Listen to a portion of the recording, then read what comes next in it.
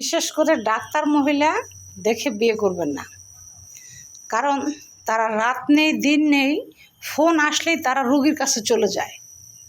বেডে গেছেন, বউয়ের সাথে একটু আনন্দ করবেন, ফুর্তি করবেন, ফোন চলে আসছে, বউ চলে গেছে।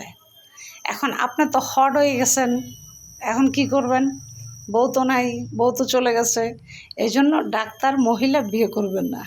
আমার কথায় আপনারা কিন্তু রাগ করবেন না, এটা এরকম ঘটনা এখন ঘটতেছে। ডাক্তার মহিলা দেখে আপনি বিয়ে করবেন, দেখা গেছে স্বামী স্ত্রী মিলিত হইতে যাবেন, ঠিক এমন মুহূর্তে আপনার ওয়াইফের কাছে একটা ফোন চলে আসবে, ইমার্জেন্সি রুগী আসতেই হবে। তো দেখা গেছে আপনারা দুজন এনজয় করার জন্য খাটে গেছেন, কিন্তু ওই মুহূর্তেই ফোনটা চলে আসছে, আপনার বউর যাইতে বাধ্য, কিছু করার নাই। তো ডাক্তার দেখে বিয়ে করবেন না, তাহলে জীবন শেষ। ঠিক আছে? আমার কথা কিন্তু আপনারা অন্য কিছু মনে করবেন না। এরকম ঘটনা আমাদের পাশের বাড়ির ভাবিরই ঘটে। কারণ তার হাজব্যান্ড হচ্ছে আপনার জব করে একটা কোম্পানিতে, কিন্তু তার ওয়াইফ হচ্ছে আপনার ডাক্তার। বুঝছেন? মানে যখন তখন ফোন চলে আসে, সে চলে যায়। তো একদিনকার গপ্প করলো, আমরা আবার ভাবি হইতো আমাদের সাথে গপ্প করে, ভাবি জীবনে সবচেয়ে বড় ভুল করছি ডাক্তার মহিলা বিয়ে করে।